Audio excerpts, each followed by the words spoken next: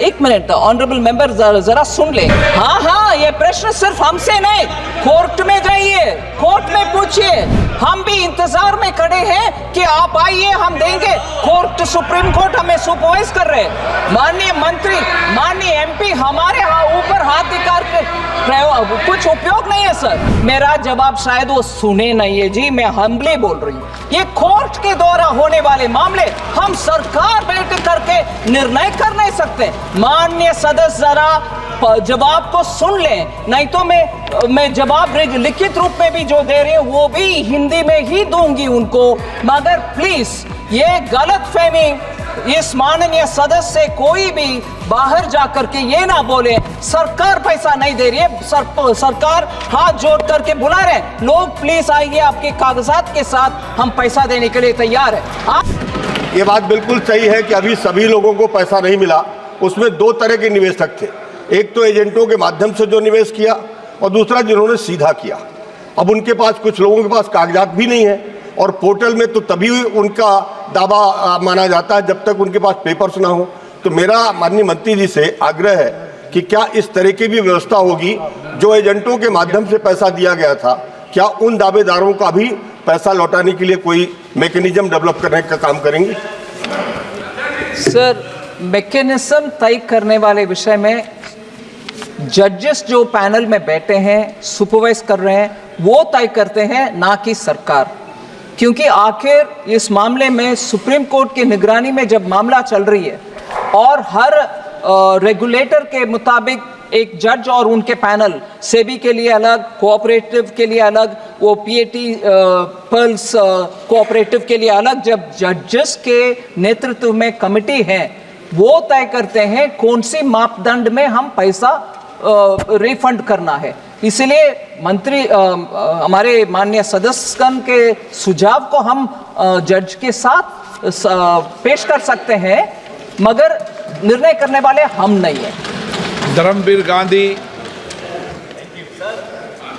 Sir, जो justice Lodha commission में जो 50,000 करोड़ की प्रॉपर्टी चिन्हित की गई थी, पर्ल कंपनी की, बीएससीएल की, और सारा की तो बात ही छोड़िए, और कुछ साल पहले की गई थी, वो 50,000 करोड़ की बहुत ही बेशकीमती जगह पर जो जायदाद थी उसको कुर्क करके पर्ल के करोड़ों निवेशकों को वो पैसे वापस क्यों नहीं किए गए?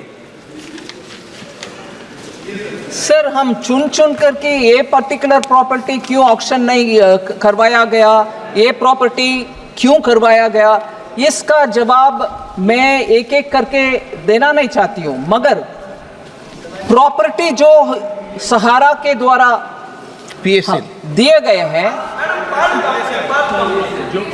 yes, that pearl only I'm talking, I'm putting it all together in one. I have explained that even earlier, and therefore I'm generically using the word Sahara. Sir,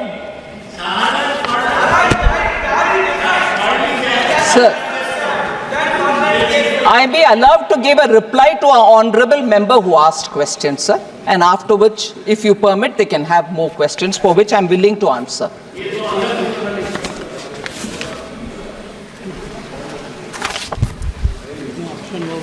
Sir, इसमें I want to say Sahara cooperative भी और Perl agro corporation limited भी, जो माननीय member particularly refer कर रहे हैं, the properties in which they had invested also have litigation. 1,070 crore was recovered by Pearl Agro Corporation Limited. 113 properties sold against 40,000 properties. So I just want to say 1,070 crore is obtained, recovered, but the several other properties which for Pearl Agro or for the cooperative in Sahara are invested in severely litigated properties. So the property papers may be here, but auction is not possible till that litigation. I'll just give an example. Around 62,643 crores was invested in Ambi Valley. Now, Ambi Valley has very many other litigation dimensions. I'm not getting into the details.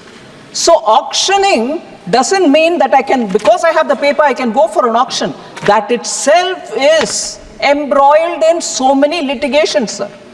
So unless that is cleared, I can't even go say, right, auction, give me the money. But the worrying story, नहीं, एक minute honourable member जरा सुन लें, क्योंकि आपने बहुत बढ़िया serious प्रश्न उठाया, उसका हम सिंसियरली जवाब दे रहे हैं। इसमें सर, जब प्रॉपर्टीज को ऑक्शन करके पैसा निकाल करके और देना है, डेफिनेटली देंगे, मगर अब तक जो पैसा हमारे हाथ में है उसी को लेने वाले आए पहले, वो पैसा तो बैठा हुआ है, उसको please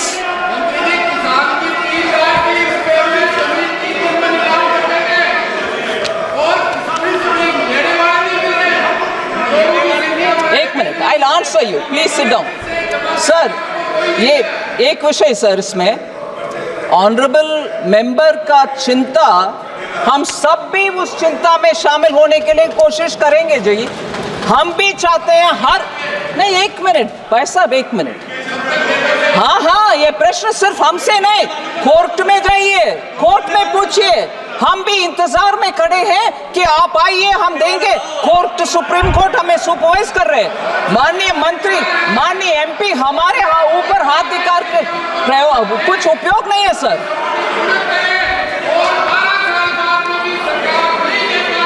Kalyan Manoj ji. Sir, मैं माननीय सदस्य जो इस विषय में ओरिजिनल प्रश्न पूछा, उनके लिए विस्तार से जवाब दे रही हूं। मगर अगर माननीय सदस्य इन सब को सुनने के बाद भी उनको लगता है सरकार 12 से लेकर आज तक भी नहीं कर रहे हैं, मेरा जवाब शायद वो सुने नहीं है जी। मैं हम्बली बोल रही हूँ, ये कोर्ट के द्वारा होने वाले मामले हम सरकार बैठ करके निर्णय कर नहीं सकते। माननीय सदस्य जरा जवाब को सुन लें, नहीं तो मैं जवाब लिखित रूप में भी जो दे रही हूँ वो भी हिंदी में ही दूंगी उनको। मगर प्लीज ये गलतफहमी इस माननीय सदस्य से कोई भी बाहर जाकर के ये ना बोले सरकार पैसा नहीं दे रही है, सरकार हाथ जोड़ करके बुला रहे हैं, लोग प्लीज आइए, आपके कागजात के साथ हम पैसा देने के लिए तैयार है, आप भी ले आइए, हम देंगे। कल्याण शॉर्ट में। The Honorable Speaker, sir, I was listening the answer given by the Honorable Finance Minister. Now it comes to into two categories. One category is that the poor people who have come and approached, they have got it. Rest of the persons have not, rest of the money have not been distributed since no applications have been filed or claim has been filed. These are the two categories are there. Now the point is, sir, it is also the experience of these types of schemes.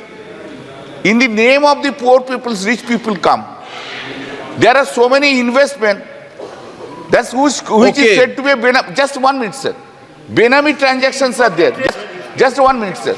Now the question is, my question, sir, just now you have got the applications, claims from the persons and you have distributed.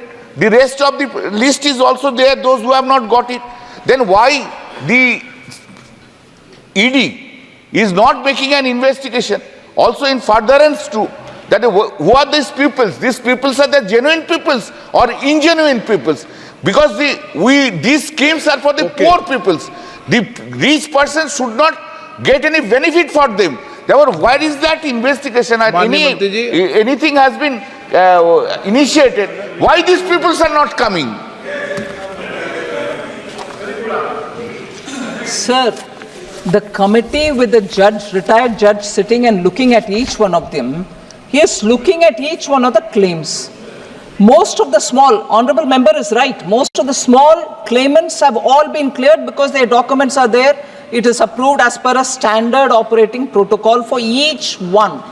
Meaning, for the cooperatives, there is SOP, which is judge determined. For the SEBI control regulated one, there is a SOP based on that. For those who are rejected, it is not rejection. We are telling them get further documents so that your claim will be all the more strengthened and we can give it. That's a second. Third, sir, ED's name comes very quickly. But I want to say here, sir, I want to say, sir, and I hope the honorable members please patiently listen to this. The SFIO is investigating into this entire Mamla. There are legitimate inquiries about what is the legitimacy of each one of the properties given. What is the business fraud which has happened?